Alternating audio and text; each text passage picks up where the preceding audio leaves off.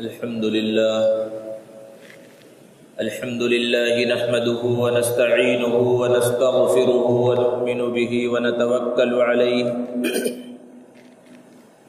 ونعوذ بالله من شرور أنفسنا ومن سيئات أعمالنا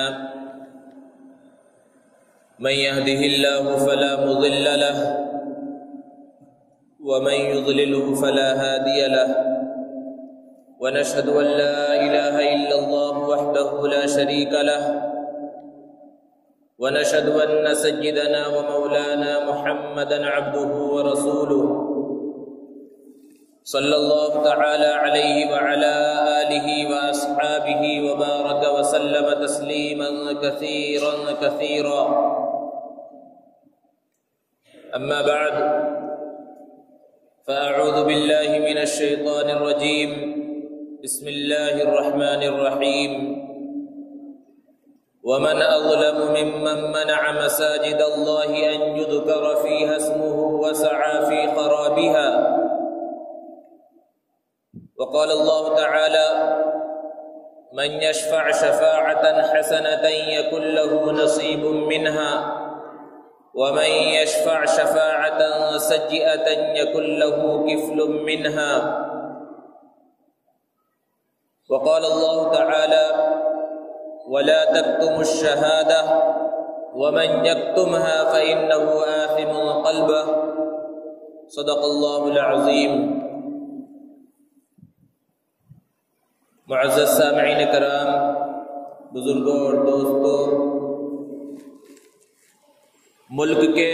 بہت سے صوبوں میں الیکشن کا بگل بج چکا ہے۔ ہر طرف آپ کو اشتہارات نظر آ رہے ہوں گے، ہر طرف امیدوار آپ سے ووٹ مانگتے ہوئے نظر آ رہے ہوں گے۔ گلی گلی، قریہ قریہ، بستی بستی اور ایسی گلیاں اور ایسے علاقے جن کو لوگوں نے مشہور کر دیا ہے کہ یہ گندی بستیاں ہیں، وہاں پر بھی اب وہ بڑے بڑے امیدوار جو بڑے مالدار سمجھے جاتے ہیں، جو کبھی سالوں سال ادھر بھٹک کر بھی نظر نہیں آتے، دکھتے نہیں، وہ بھی ووٹ کا کشکول لیے ہوئے ایسی گندی بستیوں میں بھی، بقول ان کی گندی بستیاں ہیں لیکن پھر وہ وہاں بھی نظر آ رہے ہیں، غریبوں کی بستیوں میں بھی نظر آ رہے ہیں، اور ہر کوئی وعدے کر رہا ہے، بلند باغ دعوے کر رہا ہے، اور ایسا محسوس ہوتا ہے کہ سب سے بڑا خیر خواہ اور سب سے بڑا مصلح بس یہی ہے۔ اس انداز میں تقریریں ہو رہی ہیں، اس انداز میں بات چیت کی جا رہی ہے۔ بہت سے صوبے ایسے ہیں جہاں پر ووٹروں نے ووٹ ڈال بھی دیا ہے، الیکشن ہو چکے ہیں، نتائج آنا باقی ہے۔ ہمارے صوبے میں اور چند صوبوں کے اندر الیکشن ہونا باقی ہے، آئندہ جمعہ کو ووٹ ڈالے جائیں گے۔ اس سے پہلے ایک اور تاریخ آ رہی ہے 6 دسمبر کی۔ دوستو، اللہ رب العزت نے ہمیں آزاد پیدا کیا ہے، اور انسان فطری طور پر آزاد ہوتا ہے۔ اسی لیے حضرت عمر رضی اللہ تعالی عنہ فرمایا کرتے تھے کہ تم لوگوں کو غلام کیوں بناتے ہو جبکہ ان کی ماؤں نے انہیں آزاد پیدا کیا ہے، آزاد جنا ہے۔ تو انسان کی فطرت میں آزادی ہے، لیکن زمانے کے اندر تبدیلی ہوئی، لوگوں نے غلام بنانا شروع کیا، ملکوں نے قبضہ کرنا شروع کیا، ہندوستان بھی غلام بنا، پھر ہمارے اکابر اور ہمارے اسلاف نے قربانیاں دی، انگریزوں سے لڑائیاں لڑی اور ہندوستان آزاد ہوا، اور ہم نے آزادی کی سانس لی، آزادی کی فضا میں ہم رہنے لگے۔ لیکن اس آزاد ہندوستان میں مسلمانوں نے بہت سارے غم سہے ہیں، بہت ساری پریشانیاں برداشت کی ہیں، بہت سی تکلیفوں کو برداشت کیا ہے، اپنی جانوں کا نذرانہ پیش کیا ہے، اپنے مالوں کی قربانی دی ہے، اپنی جائیداد بھی انہوں نے قربان کیا ہے، بہت سے مقامات پر عزت اور آبرو کی قربانی بھی اس آزاد ہندوستان میں مسلمانوں کو دینی پڑی ہے۔ لیکن سب سے بڑا غم اس آزاد ہندوستان میں جو مسلمانوں کے دلوں پر پڑا ہے وہ 6 دسمبر 1992 کا غم ہے۔ یہ کوئی معمولی غم نہیں ہے، یہ غم اور غم کا پہاڑ جو ہر مسلمان کے دل پر ہے، جو 6 دسمبر 1992 کو پڑا بابری مسجد کی شہادت کی وجہ سے، یہ غم صرف اور صرف اسی صورت میں ختم ہو سکتا ہے جب دوبارہ بابری مسجد کی میناروں سے اللہ اکبر کی صدائیں گونجنے لگے۔ اس کے علاوہ کوئی دوسری شکل ہے ہی نہیں کہ جس سے اس غم کا مداوع ہو سکے۔ ایسے حالات کے اندر الیکشن بھی ہے اور ایک طرف یہ بابری مسجد کا سانحہ بھی ہے۔ ہمیں بابری مسجد کی تاریخ کے بارے میں بھی علم ہونا چاہیے، اور ایسے حالات میں جو الیکشن آ رہے ہیں اس میں ہماری کیا ذمہ داری ہے اس کے بارے میں بھی ہمیں علم ہونا چاہیے۔ دوستو، بابری مسجد جو بابر کی جانب منسوب ہے اور عام طور پر یہ مشہور کیا گیا ہے کہ اس کو بابر نے بنایا، بابر بادشاہ نے، یہ اصل میں ایک غلط نسبت ہے۔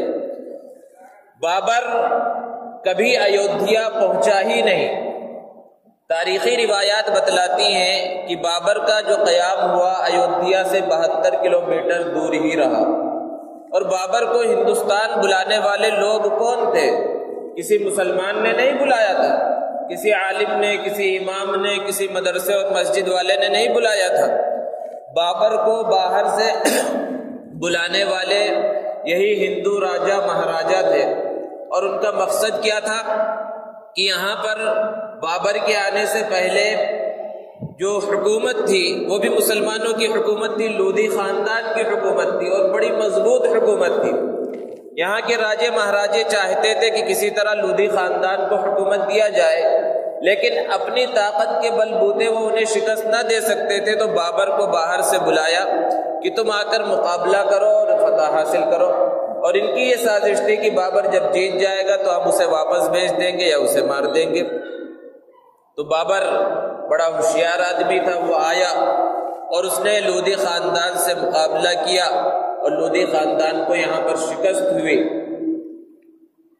روایات بتلاتی ہیں کہ بابر ہندوستان میں مشکل سے 6 سال رہا۔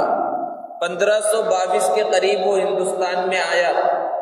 اور 6 سال کے اندر اس نے مغل خاندان کی، مغل حکومت کی ایسی داغ بیل ڈالی جو 1857 تک بہادر شاہ ظفر کی پھانسی تک چلتی رہی۔ 350-400 سال کے قریب تک وہ حکومت چلتی رہی، کیونکہ جیسا کہ کہا نبی کریم صلی اللہ علیہ وسلم نے، اتقوا فراست المؤمن، مومن کی فراست سے بچو۔ بابر اگرچہ دینی اعتبار سے کوئی بہت بڑا پرہیزگار، بہت بڑا متقی اور بہت بڑا عبادت گزار نہیں تھا، لیکن تھا مومن۔ وہ سیاسی سازشوں کو اور چالوں کو اچھی طرح سے سمجھتا تھا۔ تو بہرحال یہ تو اس کی سیاسی باتیں ہوئی، اور اس نے یہاں پر آ کر مغل حکومت کی داغ بیل ڈالی، اور اس وقت سے مغل خاندان اور مغل جو ہے حکومت یہاں پر پڑ گئی اور چلنا شروع ہوئی۔ مسجد کا جہاں تک معاملہ ہے تو بابری مسجد کو بابر کے ایک کارندے میر باقی نے ایودھیا کے مقام پر تعمیر کیا، اور بہت ہی عالی شان، بہت ہی خوبصورت مسجد اس نے تعمیر کی، اور اس کے بارے میں جب بابر کو بتلایا گیا تو بابر نے خوشی کا اظہار کیا۔ بعد میں چل کر کئی زمانہ، صدیاں اسی طرح چلی گئی، کوئی کبھی اختلاف نہیں ہوا، کبھی کسی کے ذہن کے اندر یہ بات نہیں آئی کہ یہاں پر مندر کو توڑ کر مسجد کو بنایا گیا تھا یا یہاں پر رام پیدا ہوئے تھے، کبھی ایسی بات نہیں آئی۔ 19ویں صدی کے اندر یہ بات، پھر اس کے بعد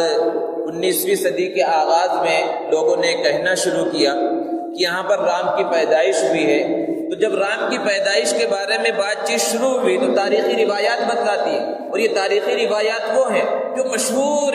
ہندو پنڈتوں نے لکھا ہے۔ بہت سے ہندو پنڈت ہیں جو یہ کہتے ہیں کہ ایودھیا نام کا مقام ہندوستان میں صرف وہی نہیں ہے جو فیض آباد میں ہے، بہت سی دوسری جگہوں پر ہے، اور رام کی پیدائش وہاں ہے۔ بہت سے مشہور پنڈت یہ بھی کہتے ہیں، اور اسی طرح رامپور کے جو پنڈت ہیں وہ کہتے ہیں رامپور نام ہی رام کے اوپر پڑا ہوا ہے، رام کی پیدائش وہاں پر ہوئی ہے۔ لیکن محققین یہ کہتے ہیں کہ اگر یہ مان لیا جائے کہ رام کی پیدائش اسی ایودھیا میں ہوئی جہاں پر بابری مسجد کی تعمیر کی گئی تھی، تو اس بات کا کیا ثبوت ہے کہ رام کی پیدائش اس مقام پر ہوئی تھی جہاں پر بابری مسجد کو بنایا گیا؟ اور اگر اس بات کو بھی مان لیا جائے کہ رام کی پیدائش، کیونکہ رام کی پیدائش کے بارے میں جن کو یہ بھگوان کہتے ہیں کہ یہ 100 سال 150 اور 1000 سال کی بات نہیں ہے بلکہ لاکھوں سال پہلے کی بات ہے ان کے اعتبار سے،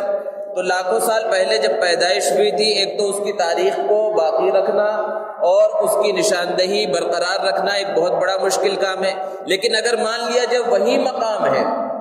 تو اس کے اندر یہ بات کہاں ثابت ہوتی ہے کہ وہاں پر مندر کو بھی بنایا گیا ہو؟ علماء تو یہاں تک کہتے ہیں، جو محقق ہیں جنہوں نے لکھا ہے بابری مسجد کی تاریخ کے بارے میں، کہ اگر وہاں مندر تھی بھی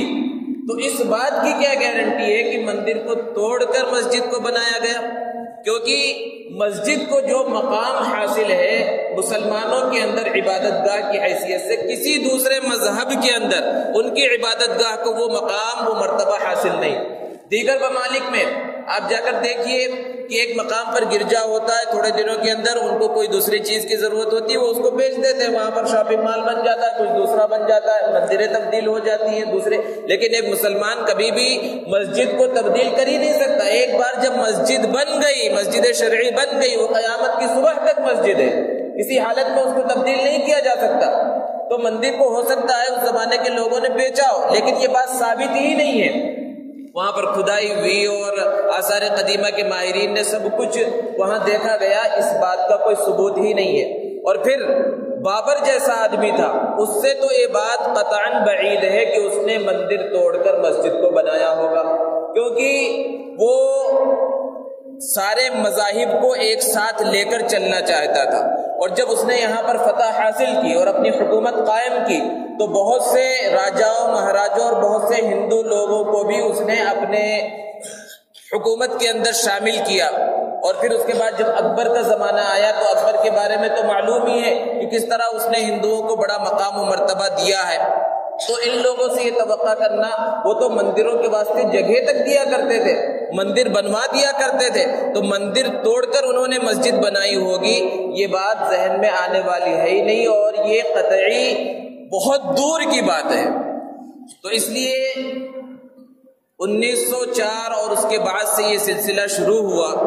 کہ پہلے وہاں پر نماز ہوتی رہی، سب کچھ ہوتا رہا، تو کسی زمانے میں وہاں پر اس مسجد کے صحن کے باہر اس بات کی اجازت دی گئی کہ رام کی مورتی بنا دی جائے،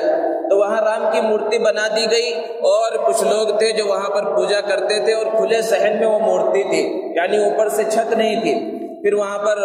عدالت کے اندر یہ درخواست داخل کی گئی، انگریزوں کے زمانے کی بات ہے، کہ رام کو ٹھنڈی اور سردی جو ہے لگتی ہے، اس لیے یہاں پر چھت ڈالنے کی یا شیڈ ڈالنے کی اجازت دی جائے۔ تو پہلے تو اجازت نہیں ملی، لیکن بعد میں اجازت مل گئی۔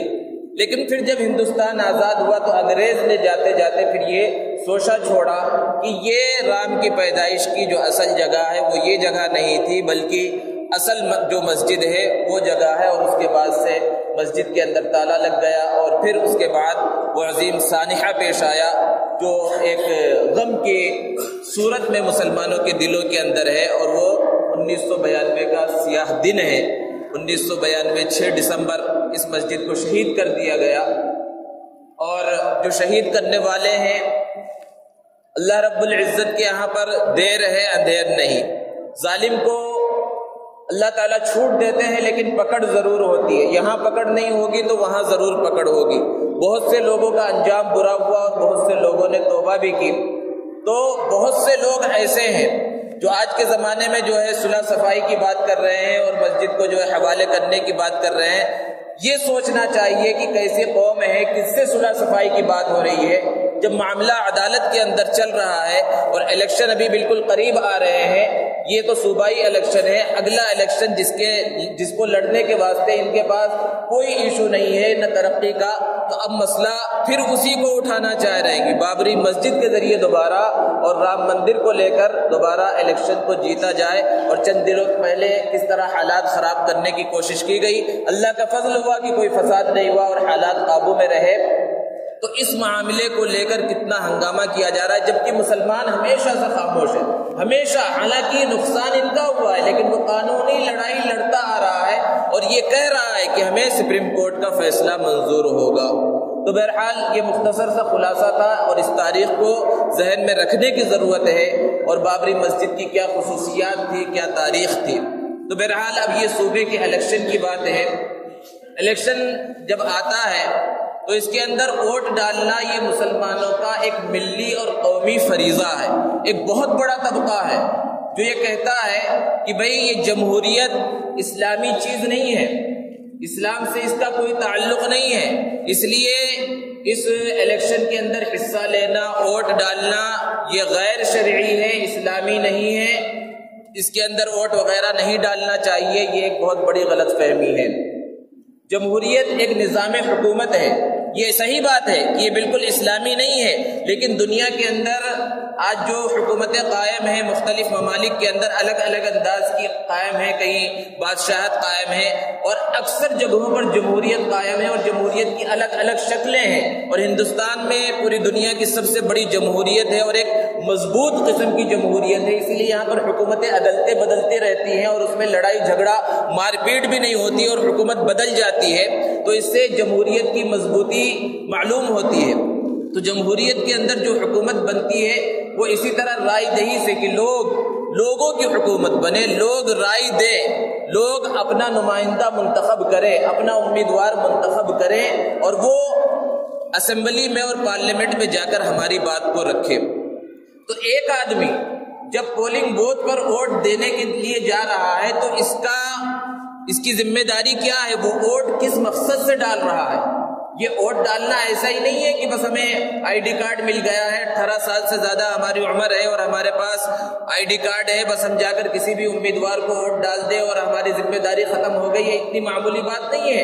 اور یہ صرف دنیاوی مسئلہ نہیں ہے، یہ ہمارے دین کا مسئلہ ہے، شریعت کا مسئلہ ہے، اس کے بارے میں بھی سوال کیا جائے گا۔ ایک تو امیدوار کیسا ہونا چاہیے، تو شرعی اعتبار سے، اسلامی اعتبار سے کہ یہ چیز ہی درست نہیں ہے کہ کوئی آدمی خود اپنے لیے کہ میں امیدوار بن رہا ہوں، مجھے جتاؤ، اس طرح کہنا ہی درست نہیں ہے شرعی اعتبار سے۔ یعنی شرعی اعتبار سے عہدہ قبول کرنا کہ میں اس عہدے کے لائق ہوں، میں ایم ایل اے بن سکتا ہوں، میں ایم پی بن سکتا ہوں، مجھے جتاؤ،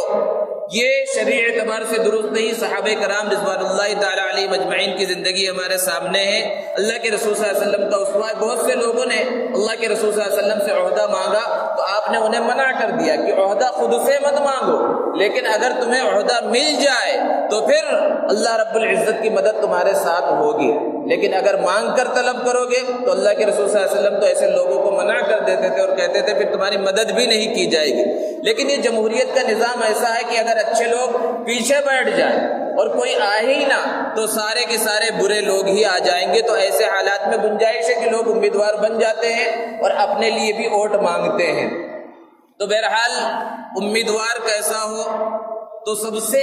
بنیادی چیز جو ہے، یا حضرت یوسف علیہ السلام نے جب وہاں پر مصر کے اندر پہنچے تھے تو کہا تھا اجعلنی علی خزائن الارض انی حفیظ علیم، کہ مجھے یہاں کا ذمہ دار بناؤ، میں حفاظت کرنے والا ہوں، جاننے والا ہوں۔ اس سب سے پہلی چیز ہے اہلیت کا ہونا، کہ وہ اس چیز کا اہل بھی ہو، حکومت چلانے کا اہل بھی ہو، وہ لوگوں کی نمائندگی کر سکتا ہو، اس کی اہلیت اس کے اندر ہو، اور اہلیت جب ہوگی تو اس کے اندر دیانت ہوگی۔ تو دو بنیادی چیزیں امیدوار کے اندر ہونا ضروری ہے، ایک ہے دیانت اور امانت، اور دوسری چیز ہے اس کے اندر اہلیت کا ہونا۔ جمہوریت کی جہاں اچھائیاں ہیں وہاں ایک سب سے بڑی خرابی یہ ہے کہ امیدوار کے واسطے تعلیم کی کوئی قید نہیں ہے، اس لیے بڑے بڑے عہدوں پر ایسے لوگ پہنچ جاتے ہیں جن کو اپنی دستخط کرنا بھی نہیں آتا، وہ جو ہے انگوٹھے سے کام چلاتے ہیں، کچھ پڑھے لکھے نہیں ہیں اور بڑے بڑے عہدوں پر پہنچ گئے ہیں اور وہاں پر فیصلے کر رہے ہیں، تو یہ جمہوریت کی بڑی خرابی ہے۔ تو سب سے بنیادی چیز یہ ہے کہ اس کے اندر اہلیت ہونی چاہیے اور امانت اور دیانت ہونا چاہیے۔ آج ہم مشاہدہ کریں اپنے اڑوس پڑوس کا اور پورے علاقے کا امیدواروں کا جائزہ لیں تو یہ جو صفات ہیں، کیا یہ صفات پائی جاتی ہے؟ امانت اور دیانت کی جو صفات ہیں کہاں پائی جاتی ہے؟ آج امانت کا تو اور دیانت کا جنازہ نکل چکا ہے، اور خاص طور سے سیاست کے اندر لوگ سیاست میں آتے ہی ہیں اس لیے تاکہ جو ہے جائیدادیں کھڑی کریں اور جائیدادیں بنائی جائیں۔ تو اب پھر کیا کیا جائے؟ کس امیدوار کو منتخب کیا جائے؟ ایسا نہیں ہے کہ سارے امیدوار اگر خراب ہیں کسی علاقے کے اندر اور ایک آدمی سمجھ رہا ہے بھائی یہ بھی کر پڑے، یہ بھی خراب ہے، یہ بھی خراب ہے، تو سب کو چھوڑ دیا جائے، ایسا نہیں۔ شریعت ہر مقام پر ہماری رہنمائی کرتی ہے کہ اگر چند جگہ پر ایسی خرابیاں جمع ہو جائے، اچھائی وہاں پر نہ ہو، تو خرابیوں میں سے کم چھوٹی خرابی کون سی؟ احول البلیتین جسے کہا جاتا ہے، اس کو منتخب کیا جائے۔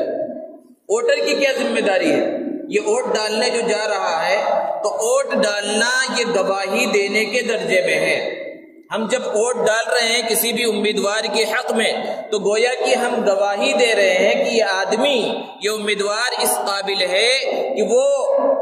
اسمبلی میں جا کر، پارلیمنٹ میں جا کر، قانون ساز کونسل میں جا کر ہماری بات کو رکھ سکے، اسلام کی بات کو رکھ سکے، مسلمانوں کے مسائل کو رکھ سکے۔ گویا کہ ہم اس بات کی گواہی دے رہے ہیں۔ اور گواہی کے بارے میں قرآن مجید میں اللہ رب العزت نے سختی کے ساتھ بیان فرمایا کہ وَلَا تَكْتُمُوا الشَّهَادَةَ، کہ گواہی کو چھپاؤ مت۔ تو اس سے سمجھ میں آ رہا ہے کہ ووٹ ڈالنا ضروری ہے، اور جو گواہی چھپائے گا تو اس کا دل گنہگار ہوگا، اللہ رب العزت نے بیان فرمایا۔ اور نبی کریم صلی اللہ علیہ وسلم نے ارشاد فرمایا اجتنبوا قول الزور، جھوٹی گواہی سے بچو۔ اور ایک مرتبہ نبی کریم صلی اللہ علیہ وسلم نے کہا کیا میں تمہیں بڑے بڑے گناہ نہ بتلا دوں؟ صحابہ نے عرض کیا ضرور بتلائیے۔ آپ نے ارشاد فرمایا الاشراک باللہ، اللہ کے ساتھ شرک کرنا، والدین کی نافرمانی کرنا، یہ بڑے بڑے گناہ۔ پھر آخر میں ارشاد فرمایا جھوٹی گواہی، جھوٹی گواہی، کئی مرتبہ ارشاد فرمایا۔ ایک مرتبہ فجر کے بعد اللہ کے رسول صلی اللہ علیہ وسلم نے ارشاد فرمایا، 3 مرتبہ فرمایا کہ جھوٹی گواہی دینا بہت بڑا گناہ ہے۔ اور پھر اس کے بعد اس آیت کریمہ کی تلاوت فرمائی فَاجْتَنِبُوا الرِّجْسَ مِنَ الْأَوْثَانِ وَاجْتَنِبُوا قَوْلَ الزُّورِ، کہ بتوں کی گندگی سے بچو اور جھوٹی گواہی سے بچو۔ شرک کے ساتھ جھوٹی گواہی کو بیان فرمایا۔ تو اگر کوئی شخص جانتے بوجھتے کہ فلاں امیدوار زیادہ اچھا ہے ہمارے حلقے کا، اس کے باوجود کسی دوسرے امیدوار کو ذاتی تعلق کی وجہ سے یا کسی وجہ سے کہ اس نے ہمارا کام کروا دیا تھا، صرف اس وجہ سے اس کو ووٹ دے رہا ہے، حالانکہ معلوم ہے مجموعی اعتبار سے وہ مسلمانوں کے لائق نہیں ہے، مسلمانوں کی بات نہیں کرے گا، تو گویا کہ ہم جھوٹی گواہی دے رہے ہیں۔ اور جھوٹی گواہی کا بڑا سخت جو گناہ ہے ابھی آپ نے سنا۔ تو ووٹ کی جو حیثیت ہے یہ گواہی کی حیثیت ہے، اور دوسری حیثیت ہے سفارش کی، کہ ہم سفارش کر رہے ہیں گویا کہ یہ آدمی اس لائق ہے کہ اس کو پارلیمنٹ میں بھیجا جائے، اس کو اسمبلی کے اندر بھیجا جائے، اس کو قانون ساز کونسل کے اندر بھیجا جائے، یہ ہم سفارش کر رہے ہیں۔ اور اللہ نے سفارش کا جو اصول ہے وہ بیان فرمایا کہ اچھے کام کی سفارش ہونی چاہیے، اچھے آدمی کی سفارش ہونی چاہیے۔ قرآن میں اللہ نے ارشاد فرمایا من یشفع شفاعة حسنة یکن له نصیب منها ومن یشفع شفاعة سیئة یکن له کفل منها، کہ جو اچھے کام کی سفارش کرے گا تو اس کا بدلہ اسے ملے گا، اور برے کام کی سفارش کرے گا تو اس کا گناہ بھی اسے ملے گا۔ تو یہ سفارش کی بھی حیثیت ہے ووٹ کی۔ اور تیسری حیثیت ہے اس ووٹ کی وکالت کی، کہ ہم جس امیدوار کے حق میں ووٹ ڈال رہے ہیں گویا کہ ہم اس کو اپنا وکیل بنا رہے ہیں۔ اور وکیل کس چیز کا بنا رہے ہیں؟ کیونکہ یہ جو اسمبلی میں جا کر بیٹھتے ہیں ملنے، ان کا کام کیا ہوتا ہے؟ یہ نہیں ہے کہ صرف جا کر بیٹھ گئے، ان سے یہ جو طبقہ بنتا ہے ایم پی کا اور ایم ایل اے کا، یہی لوگ ہوتے ہیں جو بڑے بڑے حاکموں کو طے کرتے ہیں، انہی کے ذریعے وزیر اعلیٰ طے ہوتا ہے، وزیر اعظم طے ہوتا ہے، پھر آگے چل کر صدر جمہوریہ طے ہوتا ہے، اور دوسرے بڑے بڑے حکومت کے اہم عہدوں پر جو لوگ ہیں ان کے فیصلوں سے طے ہوتے ہیں۔ تو گویا کہ ہم نے اپنا وکیل چنا ہے، اپنا وکیل منتخب کیا ہے کہ ہماری طرف سے تم فلاں کو جا کر ہمارے ملک کے واسطے جو ہے ذمہ دار طے کرو۔ تو ہم اپنے کسی ذاتی مسئلے کے واسطے واسطے جب وکیل منتخب کرتے ہیں گھریلو مسئلے کے واسطے تو کیا غیرے کو وکیل منتخب کر لیتے ہیں؟ وہاں تو چاہتے ہیں پیسہ زیادہ لگے تو لگے، ہمیں مقدمہ جیتنا ہے، اچھے سے اچھا وکیل طے کرو۔ تو یہاں پر یہ ووٹ کی حیثیت وکالت کی ہے، تو یہاں پر اچھے سے اچھا وکیل کون ہوگا؟ جو سب سے اچھا امیدوار ہو اور سب کے حق میں اچھا کرنے والا ہو۔ انفرادی فیصلے کو اور انفرادی فائدے کو الیکشن کے اندر کبھی نہیں دیکھنا چاہیے، اجتماعی فائدے کو دیکھنا چاہیے، مسلمانوں کے فائدے کو یہاں پر دیکھنا چاہیے۔ تو ایک حیثیت کی وکالت کی بھی ہے، اور یہ وکالت ہے، شہادت ہے، اور اسی طرح سفارش ہے،